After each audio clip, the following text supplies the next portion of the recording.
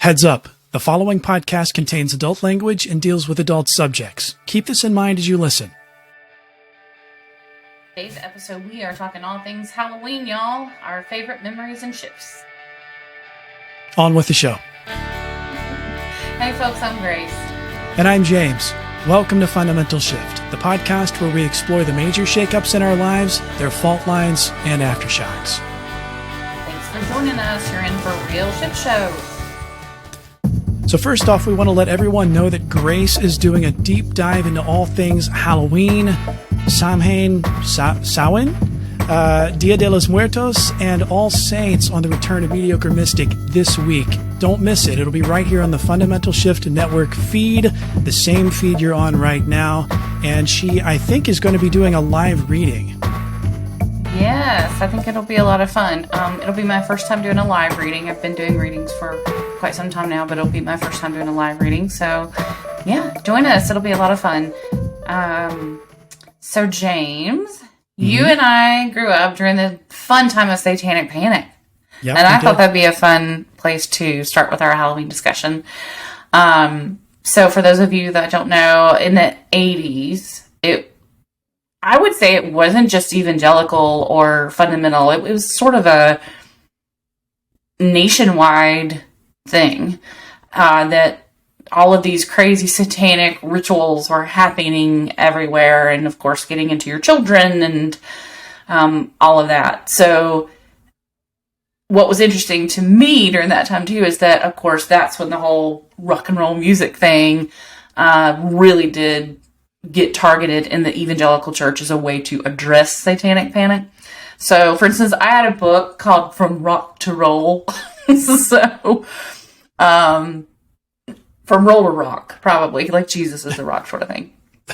And it would go through all these artists and tell you all the satanic things about them. And if you play the record backwards, that whole thing, where it would be like, Satan, give me your heart, or something, if you played the record backwards. Yeah. So that was sort of my growing up in the 80s. My dad totally bought into it. We were not allowed to have that sort of music or anything like that, which is hilarious because my dad was this massive music buff.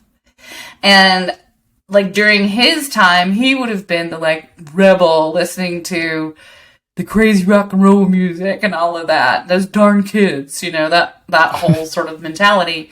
But in the 80s, it really took on this crazy satanic notion where all of our parents thought we were being brainwashed into Satanism. So that's the background that we spent our 80s Halloweens in. Yeah, I was definitely at least adjacent to that whole thing about music having, you know, backmasking and hidden messages and the hard rock bands being into, you know, Satan. I don't know. It was weird because I have mixed memories of that because there were some times where I wasn't allowed to listen to certain kinds of music, and then it got more lax. And so, but there was definitely that around. I remember a movie called Hell's Bells that it was like a Christian so-called documentary on the hidden messages where they would play Another One Bites the Dust backwards, and it sounds like they're saying start to smoke marijuana, and you'd play Stairway to Heaven backwards, and it would be, oh, sweet Satan, or something like that. It's just crazy stuff. Yeah. Oh my gosh. It's so funny now, but y'all, it was intense back then. It was super serious. It was like when this is how I would imagine it to be like. Sort of how everybody's into true crime now. And so you sort of get the feel of these people's fear if, like, say there's a serial killer or serial rapist, and then sort of they come back and talk about it and like how intense it was. That's how this was. It was like having serial Satanists everywhere, and everybody was super serious about it. And, you know, I think that really probably spurred on a lot of the whole deliverance ministry stuff and, you know, the beginnings in the evangelical world of really intense all-night prayer and things like that. I can remember going to some of those, and of course, you bring your records if you're in the youth group and you burn them and that sort of thing to prove your allegiance to Christ. That's really the background that that I remember in my youngest Halloween memories, because then I'd want to dress up, and of course I wanted to dress up as Madonna. I mean, I was a kid, and it was the 80s. Who didn't want to dress up as Madonna? And of course, in my family, that was like, oh, hell no. Because even if it wasn't Ozzy Osbourne biting off the head of a bat, it was her giving, herself away in like a virgin and doing that video, and therefore Satan, right? Because she's making fun of the church. So even if you're just not a pentagram in sight, but you're doing something that pushed the box, I feel like in my family, at least, that was very much still part of that satanic panic thing, because it's still leading you back to Satan, right? Because everything was so black and white that, it's either God or it's Satan. Yeah. Mm-hmm. And we should should probably also acknowledge that there was some really, really super dark parts of the satanic panic that, things like repressed memories, which is a pseudoscience that came about during that time, where children were being convinced that they had been abused by adults who had no memory of it because it actually never happened. And people ended up being sent to prison for abuses that they never committed because of this satanic panic and these rituals that were supposedly taking place at daycare centers and things like that. It was just a horrible time for a lot of people. Yeah, just really scary. And what it sounds like, panic. And the crazy thing to me is it just didn't have to happen because it just wasn't true. So do you recall sort of if you wanted to dress up as, I don't know, someone in music or whatever, your parents being kind of weird about it, or? No, actually, I don't recall that for me at all. I was able to dress as like superheroes and secular characters like Indiana Jones, one year, or, I think I was Marty McFly one year maybe. And, actually my earliest Halloween memory is, I don't know how old I was. I was very young, but we were at a drugstore and they were back then they used to sell things like toys and Halloween masks and things too. And I picked out this Spider-Man mask, and my parents bought me that. And, actually I don't know how well it will show up on the picture, but that's me on Halloween. Aww. Wearing a Spider-Man mask and a Spider-Man shirt because, Spider-Man likes to wear his own shirt. And, but that's the earliest Halloween memory I have. I think that the jack-o'-lantern is bigger than your head. It is actually your candy bucket. Yeah, might be a little bit of forced perspective, but no, I think it was probably at least the size of my head. So yeah, I didn't really have that tension over costumes or anything like that. But I imagine it's very different for a girl growing up wanting to wear certain costumes than it is for guys a lot of the time. Well, and my parents too. I wanted to dress like a slut who. Yeah. Was taking Jesus down somehow. So, right. I'm sure the context of that was there too. And I remember we came to a compromise, essentially, where I just kind of put a bunch of color in my hair. But yeah, it was a fight. It was a struggle. I remember I was about 9, and it was not fun. And that was why.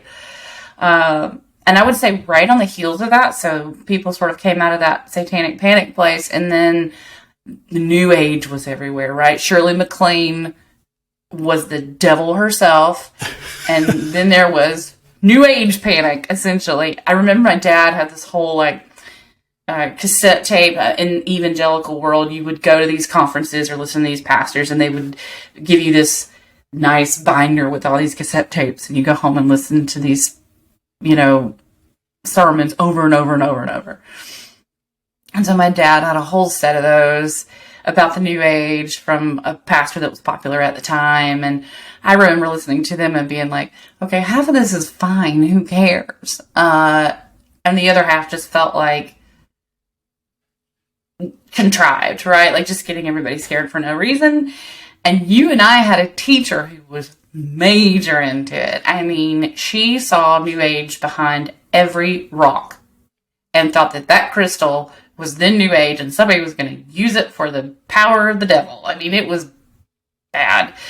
And I just remember during that time of Halloween, that it got more into the spiritual part, and it was like, do we even want to do Halloween? Do we even want to recognize it or have it at all? Because now it was getting into this spiritual zone more, I feel like, at that point. Because I think even for evangelicals in the 80s, it was still just very much a holiday you did in America. It wasn't, I don't think, quite this cultural war thing that it became in the 90s with just the hyper, evangelicalism that we know today. So that was kind of where my parents' brains were, at least during the 90s, was just in that spiritual place. So do we even want to do this at all? And I remember, I don't think we did for 2 years. And we just stayed home and baked, I think, maybe, and had devotions. My dad he could go extreme sometimes, especially if he thought something was really going to take me off the path. Were your parents ever scared of the whole New Age thing, or? No, I don't think it was. I mean, it's one of those things that it was around, and there were definitely some concerns, I think, around that, just from our church community and that sort of thing. But I mean, overall, we had music in the house that could be called New Age music. So, I mean, it was one of those, my experience was that I grew up around a lot of things, but not necessarily having those things really that driven that hard at home, if that makes sense. No, I mean, my Halloween over the years, we did some trick or treating. That year that I had the Spider-Man mask, it was just, we lived in a townhouse complex, and I remember, going to a couple of the neighbors' houses, and then we kept going back to my house, over and over. So it was a very safe, very sort of localized trick-or-treating experience that first year. And I don't even know, I'm guessing that was my first year. It's the first year I remember doing that. But over the years, we did go to some of the safe Halloween events, things like the Church Fall Festival, which our Church Fall Festival is actually really fun. They had the hay rides, they had games and, candy and all kinds of stuff, activities, bobbing for apples, which you wouldn't dare do now. But I think I tried it once and I decided, yeah, it's as gross as it looks. And then we had a local firefighters fall festival where you would go around to different tables and get goodies and freebies, and McGruff the crime dog was there, and you got to meet McGruff the crime dog. So other than that, there was actually one church that we went to that had an actual haunted house that was supposedly super gory and scary. And it wasn't one of those hell houses that had some sort of ulterior motive to it. It was just they owned this old house and they set it up every Halloween for people to go into. And I was too young to go into it. That was when I was in maybe second grade or something. So I didn't go, but I heard it was just really, really scary.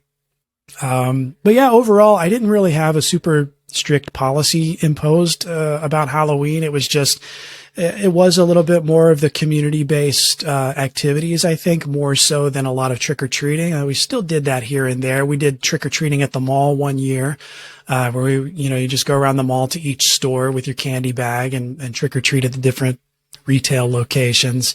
And then, as I got older, I went to some of the theme parks and did some of their Halloween events. I really enjoy haunted house type stuff. And then when I was in college, though, when I was at Liberty University, they have something called Scare Mare, which is one of those Christian hell houses, where it's basically like a haunted house. And you stand out in the cold for, an hour or whatever to get inside. And there's this anticipation. You can see your breath in the air. And then you go through, there's all these themed rooms. But in this particular haunted house, people are dying in car accidents and from things like botched abortions. It's very graphic. And then the last room is Jesus nailed onto a cross and dying. And then at the end, they sort of usher you into this little room where someone is basically preaching at you and telling you that you need to accept Jesus or you're going to go to hell like this person in the car accident did. So, it was a mixed experience growing up and into the college years, to what I was exposed to. Now, I'm not involved in that scene at all. So it's, we just have fun with it. We decorate our house with spooky stuff, and we take our daughter trick or treating, and we take her to local fall festival events, and we do a little trick or treating in our neighborhood. And then she has a set of grandparents who live locally, so we'll go over there too. So we just, have fun with it now. Yeah, the way it was always meant to be, I think. So I too not only did the Hell House, but I've done the path. Have you ever done the outside paths that are supposed to be like the Rapture? And if you get left, it's a tribulation trail. Oh. So this is, you've not, gone with the masses in the Rapture, and you're left after in the tribulation and how terrible it's going to be. And same sort of thing. You get to the end and they preach at you, and also same sort of terrible graphic stuff like botched abortions, which will cause you trauma the rest of your life. And especially if you're the one playing that, right? Oh, it's just so incredibly disgusting. It'll just mess with you. And I know it did for me. And it got so bad here in Charlotte that they actually did a newspaper article about it. And it was pretty critical of it, which I was kind of surprised about here in a very evangelical city. It was in the religion section, and it was fairly critical about it. We don't know that this is doing anyone any good. We know that it's pretty, if you want to talk about demonic, what you're doing is that, if that's something that you really believe in or think is true, I remember it being really, really critical of it, and being grateful that it was, because I had been to so many when I was younger, and it did mess with me, and I had terrible nightmares. I'm not a person that can watch horror movies, or anything like that. I'm not a person that likes to watch, I like mental suspense thrillers, but they mess with me hard. I have to watch my psychology about that. So that stuff really messed with me when I was younger. I'm sitting here talking to you now, and I'm just remembering visions of these places and how awful they were. And a lot of that too, though, I was going to say, these community-run things, I do think came out of the big tampered candy scare. Yeah, and everything I've read says it's actually really on the level of an urban legend. Yes, things have happened, but it's not on this level of, again, a panic that we've had where we've got to x-ray everything and how much sense does it make to put these expensive LSD or pot or whatever, cannabis infused candy? Why would someone do that? It's just be so expensive to do that for kids' candies, and why would you even? It doesn't even make sense. But yeah. Well, people do things for all kinds of crazy reasons. There was in the 80s. This is kind of where it started. Somebody laced cyanide into a lot of Tylenol, and that's where we have childproof caps now. But the only one true razor blade in the candy thing was this guy in 74 in Texas. This is where the whole Candyman name comes from. He laced his kid and his kid's friends pixie sticks with poison, and none of the friends' kids ended up eating them, but his son didn't. His son died, and the guy went to prison for it.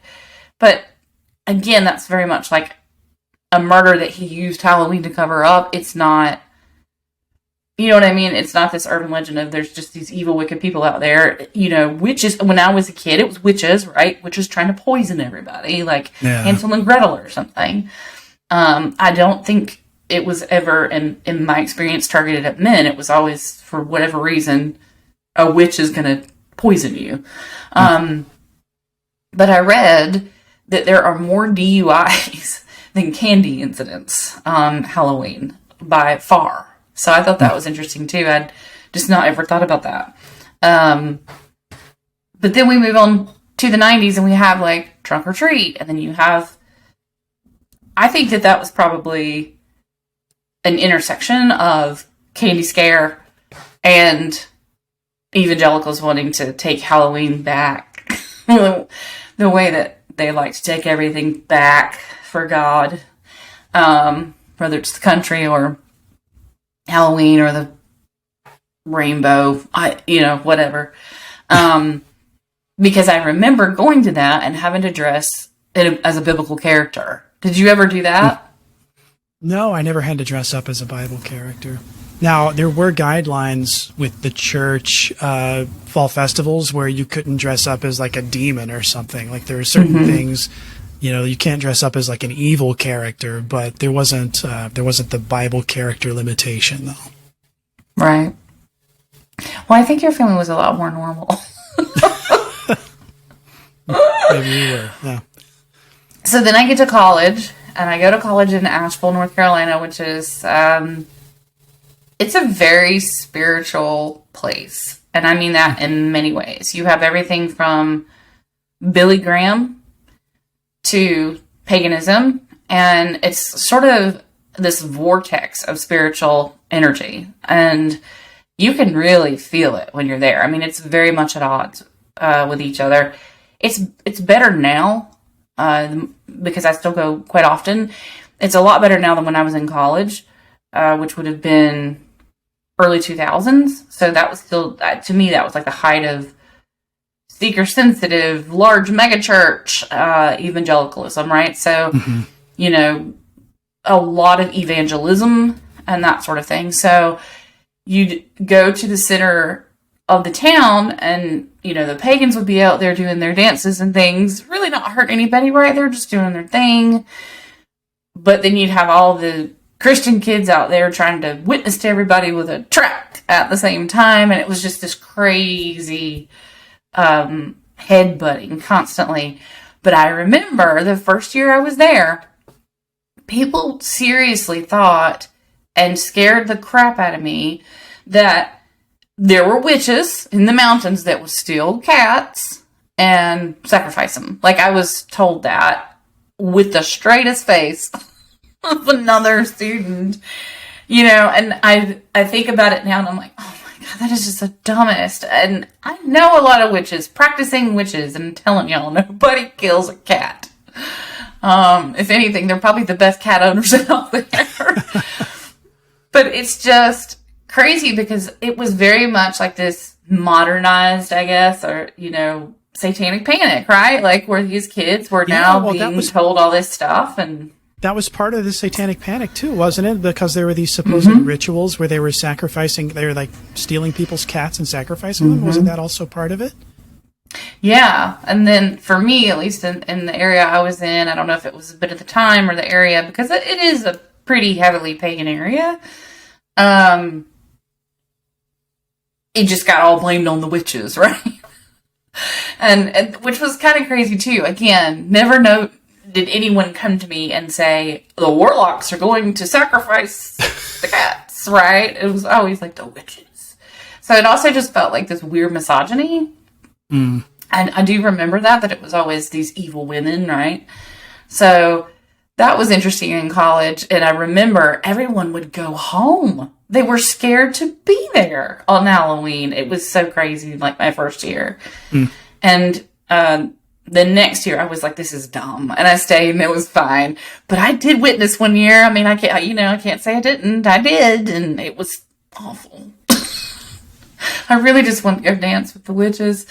That reminds me, I actually went to, it's been several years now, but I happened to be in Massachusetts on Halloween, and I went to Salem for Halloween, and there was the drum circles and the witch gatherings, and they were out there in the open, but also you had these really rabid evangelical fundy types who were showing up with their tracts, and actually their bulletin that they were handing out actually had a really cool like Baphomet design on it, and I don't know if they were trying to fool people into thinking they were taking witch literature, but it was actually really kind of a cool design. But they were out there, with their bullhorns shouting and telling people, oh, don't believe them, and they're going to hell or whatever. And it seems like a really similar scene to what you had in Asheville.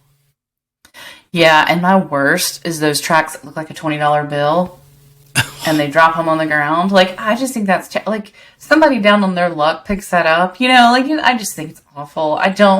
That's probably my worst with Christianity. Yeah. I just hate when people try to evangelize with deceit. That bothers me greatly.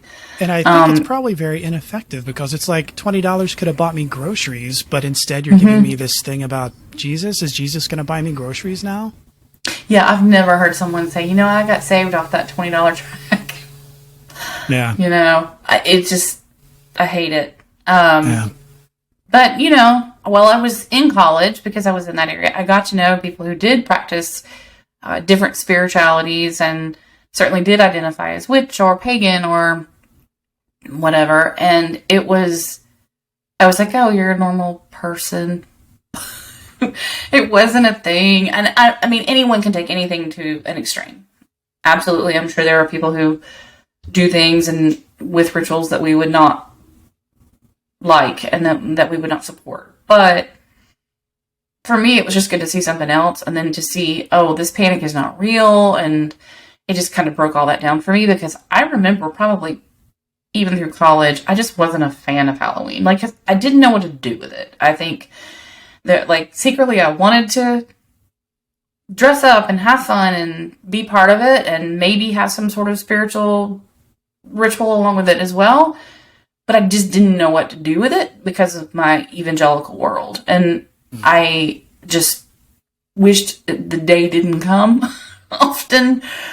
But then when I got out of college and left the church, deconstructing all of that was pretty easy. And I was able to just enjoy it. And that's what I do now. I just really enjoy it. It's one of my favorite days of the year. I love to dress up.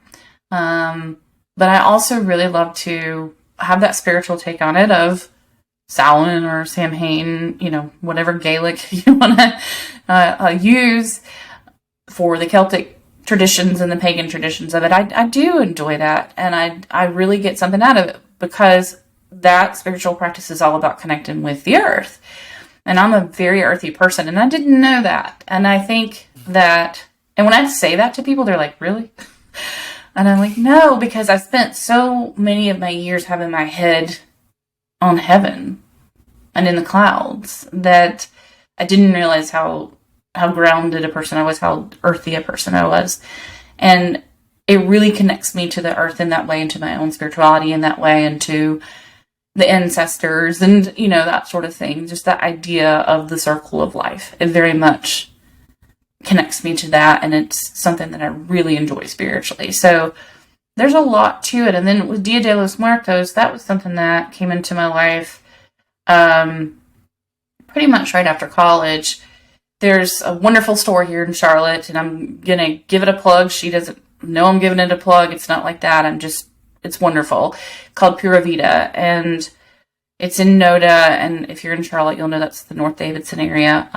It's run by Teresa Hernandez, and she really taught me how beautiful this observance was. And one year, Amy and I did it's a tombstone, but it's not morbid, right? You basically paint it, and it's colorful, and it has, symbols of all these memories of your loved one and pictures. And it's just this beautiful way to present an altar, essentially, of remembrance and of honor. And when my godmother died, and her son, I took their pictures of her. Well, not when they died. They had died a lot earlier in my life. But to honor them, once I found out about this observance, I took their pictures over, because she has a permanent altar in her store. And there are so many pictures there of people from all over. And when you are in the presence of it, you just feel love, right? And certainly some sadness, and because you miss your loved one. But it's a very, while solemn, sacred thing, and very honoring and very peaceful all at the same time. And when I was just learning about that, it was something that I did decide then to carry on with, year after year, and just to take that time to honor, those who've gone past that we love. And that's all it's about. It's, people say, oh, Day of the Dead, and it's not morbid. It's the furthest thing from it. It's just the hugest celebration of life.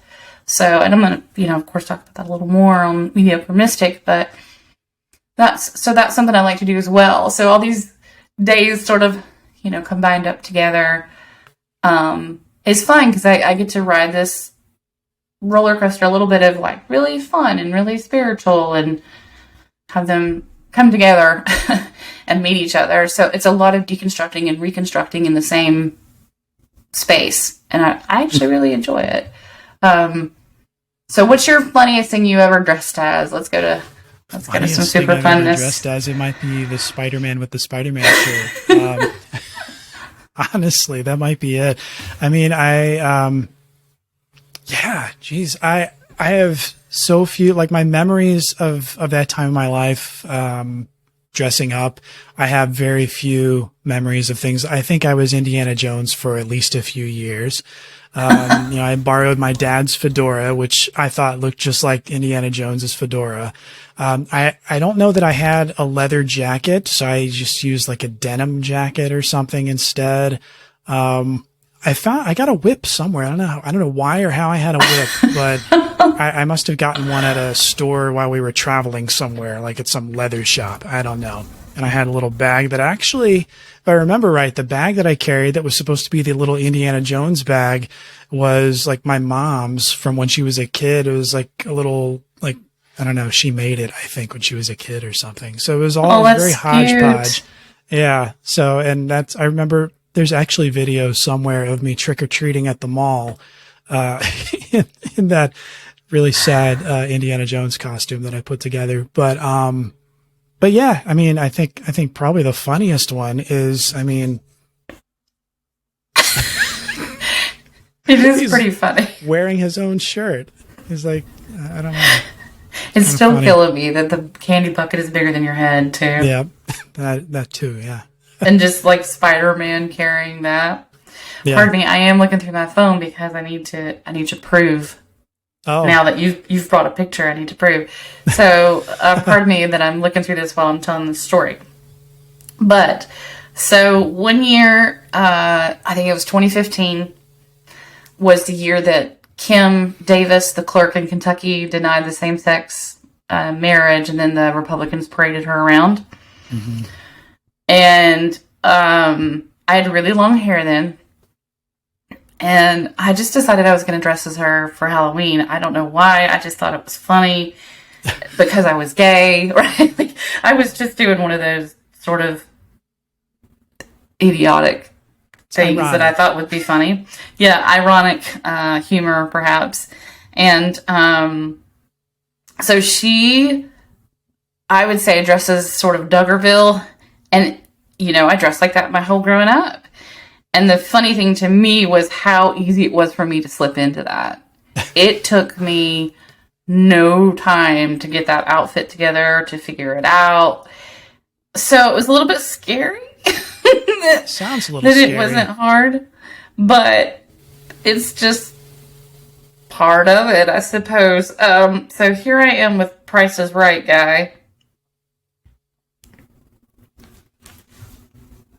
You can see there's a lot of glare, but basically I had the glasses on and I had a Kentucky pin and a really long blue jean skirt, and I did wear 4 wedding bands because I thought that was funny too, that she'd been married 4 times, but my marriage is somehow bad. No. Not that I care if you've been married 4 times, exactly, just her own hypocrisy. Yeah. Here it is. That's the one, y'all. Oh, wow. That is a little too spot on there. Right, and also how I looked in high school. Sorry. Yeah, so. Wow. I don't even know what to call that. It's probably some kind of weird therapy thing that I should do. Yeah, but, yeah, I could see that. Yeah. But I have better ones, obviously, since then. But Kim Davis, I think, probably was the most ironic and just funny and ridiculous one I ever did. A little bit of confronting your demons there, too, I guess. Maybe. Yeah. Yeah. Maybe it was some sort of live it's a form of nonviolent protest, I think. Yeah. Hey, I'll take it, because that sounds a lot better. Yeah. It was fun, though. So this year, are you, with COVID and everything, are y'all gonna do anything, go anywhere? Yeah, we're gonna, even last year we did the trick-or-treating, and a lot of people were doing the thing where they would put candy down the chute. It was all very social distanced. So, some people actually had a ladder set up in their front yard where they would just put candy down a chute and you would go up and get it. Some people just set candy out on a table or something like that. And, they're saying, CDC and, all those folks are saying that it's safer this year than it was last year to go trick or treating. So, we'll go around a little bit in our neighborhood and then to, her grandparents' neighborhood, our family that lives nearby. It'll be a pretty normal Halloween, I think. And she has this really cute outfit. My daughter she's dressing up like a bearded dragon. Oh, that's so cute. The costume is so cute. So it's going to be a lot of fun. So, well, we are headed to an all-vaxxed outdoor small party, but nothing's ever going to beat this. I got Amy to dress up as Star Trek with me, and I made her into Spock, and I am expendable red shirt. Oh no, that's amazing. I don't know if anything's ever going to beat that. No. So y'all, we will post these on the socials and just have some fun with it. And for our fundamental shift in focus, we would love to see your pictures. Send us your fun ones of when you were a kid, like James's Spider-Man with a bigger pumpkin head. Send us what you're doing this year, your sweet babies, all those good things, and let us know how you like to celebrate All Hallows Eve, Samhain, Halloween, Samhain, Dia de los Muertos, any of it. I think we covered all the names. Yeah. I think I got them all. I am actually going to talk a little bit about All Saints too, but we don't have to include that. You don't get to dress up. Let us know, and memories of your loved ones. We'll do a little Dia de los Muertos virtual altar for that, and let's collect your stories and share them, and just enjoy it, right? Yeah. So thanks for joining us today. We're so happy to just spend some time with y'all and have some fun. Yeah. Well, thanks for getting your shift together with us.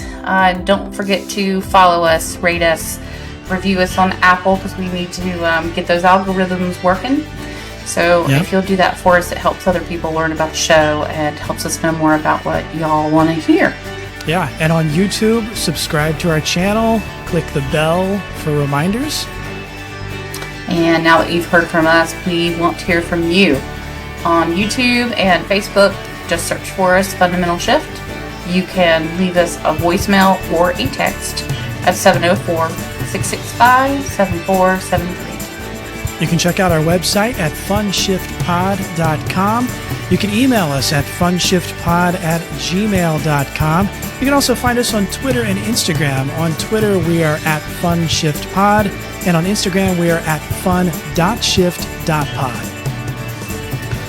All right, y'all. Till next time, remember, shift happens.